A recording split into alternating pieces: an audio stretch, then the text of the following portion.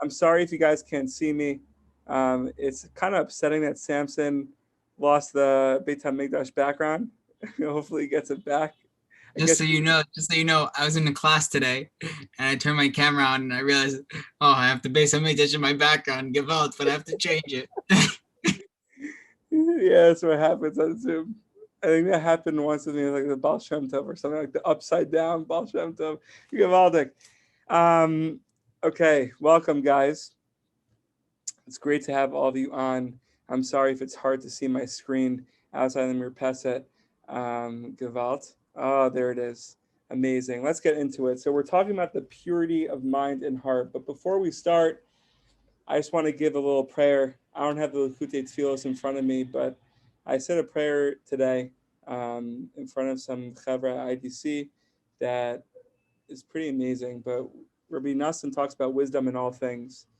Ribbon Shalom, we have to understand, we spoke about this last night, that what may seem like unholy forces, what may seem like unholy things and people are really the holiest things in the world. And Rav Nassan, and I guess myself right now, I just want to bless all of us before we start, is really in each of our lives, we're different people, right? We have different struggles, we have different positives, right, in our lives, into ourselves. Mirza Hashem, we could always look deeper. We could always look past the surface level when it may seem like a person is not a great person, a situation is not a great situation. When we enter those times, we have to ask ourselves, all right, now it's my time to put on my glasses. Now it's my time to put on my binoculars. And I'm going to look even deeper. And I'm going to find the holiness. I'm going to find Hashem Yisbarach in that, what may seem like a klipa, an unholy force, whatever it may be. Even positive, you could find even more enjoyment within the positive. So, Bezrat Hashem, we should all see Hashem's wisdom inside of all things that we experience throughout the day, even the Zoom right now, which is Gavaldic. Um, Bezrat Hashem. When a person repeats a lie twice, it becomes the truth for him. Chaver, this is the deepest line. Deepest line. When a person repeats a lie twice, it becomes the truth for him. So I think we kind of internalized at this point. Having repeated it twice, he believes it is the truth. Not only does he deceive himself, he even has such power to deceive others and to cause such intense and concealment that it seems as if God agrees with him. That's the end of the piece. Um, it's the longest piece, but that's the end of the piece. Meaning, we really have to do self reflection here.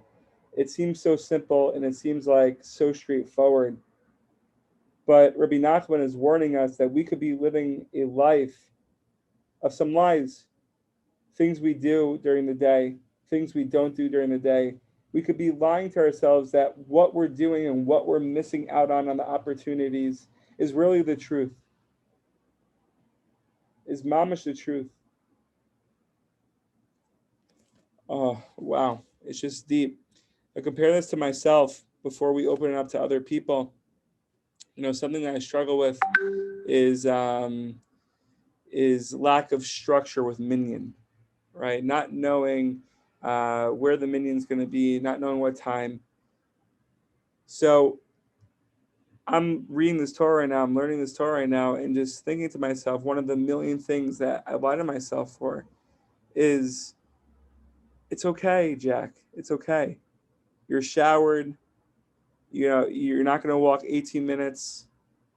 It's just as good to daven alone. And that's Gewalt, right? But that could just be a lie to myself and an excuse as to why I shouldn't be in a minute. Again, it's different for every single person. It's just a real life example, and we could apply it to our lives, right? Even the lie that we're doing and that we're performing could be good, could be good action, but is it complete? Is it complete? Is it the real truth? And the more we lie to ourselves, and Rabbi Nachman says twice, the more we lie to ourselves, the more we will deceive ourselves, and the more we'll deceive others. right? We have to understand that we have the responsibility of bringing the Shekhinah into the world, according to the Piyutzesna. Part of bringing the Shekhinah into the world is being authentic, is being yourself, right? So if you're deceiving yourself and you're performing a lie, someone could be looking at a lie. Gaval, we should pray that that person who's seeing the lie should be performing the truth. But we always have to be aware that it's not just ourselves in this, it's Hashem, but also the people that we're surrounded by. We make such a difference. My bracha to all of us is that we should just be true to ourselves. We should fight the Yetzer Hara when the Yetzer Hara is telling us that the lie is really the truth. And Bezrat Hashem, like we prayed before, just seeing the wisdom in all things, seeing the wisdom within the lie, finding Hashem within the lie. How can I return to Hashem completely, truthfully, authentically? So Bezrat Hashem Chavra. Just a deep Torah, something to think about. Ask ourselves the question is, what are my lies in my life? What are my lies? And again, it could be a good thing. It could be a good thing that you're doing. But it could also be a lie. Chavra, please unmute yourselves. Say a couple of words if you feel like it. If not, Baruch Hashem.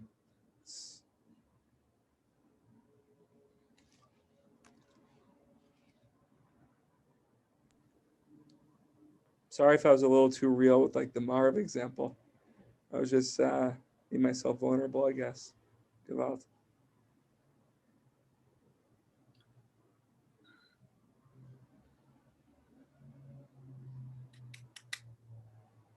The word sheker, which means lie, shares the same letters as the word keresh, which means, how do you say that word in English?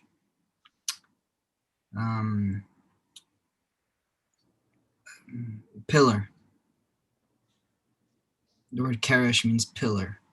The crushing of the Mishkan, or the pillars that were holding up, the walls that surrounded the Mishkan, were the crushing. The Lubavitch Rebbe said that the way, not the way, but our intention when dealing with lies has to be not just to stop lying to ourselves and to stop lying to others, but rather to take those lies and turn them into crushim, turn them into these pillars that are standing strong. Right? A lie, the Gemara says, I believe, that the crushim, that sheker ein lo raglayim, that the lies has no legs. Right? Sheker is made of a shin, resh, kuf, which they're all one-pointed letters. Right? Each one of them comes to a point when written in the Torah. Right? The kuf has one little long leg that it can be pushed side to side and it can't stand. Resh has that little point, and shin also comes to that one point in the corner, left corner. While emet, it has all the legs, right? The two aleph has two legs, the mem has two legs and a big base, the taf has two legs and a big base. He says that crushim, as opposed to sheker, is the changing, the switching around, that which seems to have no legs, to rely on each other. Because when you look at the word keresh, the kuf and the resh, they have tips that will allow them to lean to the left. And I'm just thinking of this now, but the kuf and the resh, if you draw them out, if you put a kuf, it'll start leaning to the left. The resh will also go to the left because it's more top heavy, but the shin will go to the right. And that's the word keresh. The shin of the keresh balances out the kuf and the resh, leaning on each other. As opposed to sheker, which everything goes to the right side or the left side, and it just all falls down, like London bridges. But if that was too much, I'm sorry if no one got that. Samson, that was chazak. So chazak. Avi, How's Herzliya over there? Baruch Hashem, Herzliya is beautiful. Herzliya is The beautiful. question was for Step. I was joking. Okay. Herzliya is beautiful. Baruch Hashem. Avi, do you have anything to share? Leora, Mendy in the waiting room. Gewalt. In the waiting room. In the waiting room. I don't know why we have a waiting room. It's like so official. It's so not. If you have anything to share, please feel free.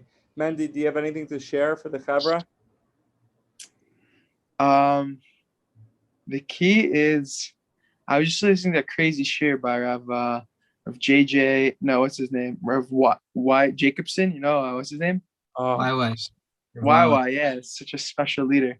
So he there's this debate between this rabbi between the minister. I think Mark Twain. He lived in Canada, right? Am I right or wrong? I think so. Mark Twain was a Canadian author and famous person. He lived in Canada. He taught at McGill University. And there was in the 50s, there was this guy from Israel named Herzog. He was like the messenger, like what's the word? I'm losing my Hebrew. He was like the ambassador from Israel to Canada.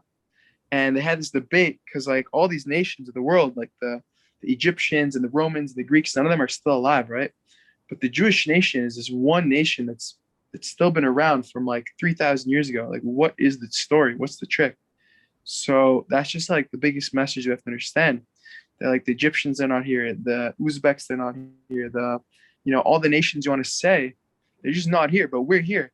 And what are we? Do we make up like 50% of the world or like whatever? No, we're like not even like 1% of the world. So what does that mean to us? What message are we going to carry on for our grandkids so they can understand what propelled us from history and brought us forward? I think that's the biggest thing we all need to think about right now in this day and age. That we're like a tiny minuscule thing, but we're still here. Like, how does that even make sense? What do you think? That's like pretty impressive considering the fact you come on, ask you to share your thoughts, and you give us that whole thing. Just how much reflection and building towards the future. I mean, having that vision, it's gewaldic. But learning from the past is the biggest thing. Learning the past. Thank you, Mendy, for sharing that. Beautiful. Avi, Leora, any last words before we conclude? Gewalt.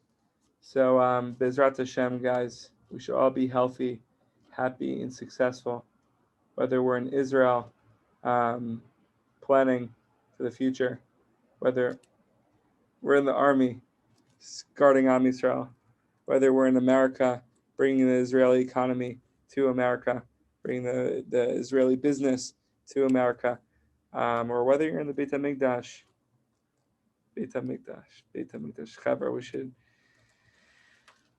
just run to Jerusalem. And again, I mentioned this last night. I'll mention it again. If you haven't joined the Tears of Joy group chat, the link will be in the description. I lied about that. It was in the description last night, but it'll be in the description today. It'll be in the description. Go out, Chavra, you're so strong. Let's continue tomorrow night. Let's run.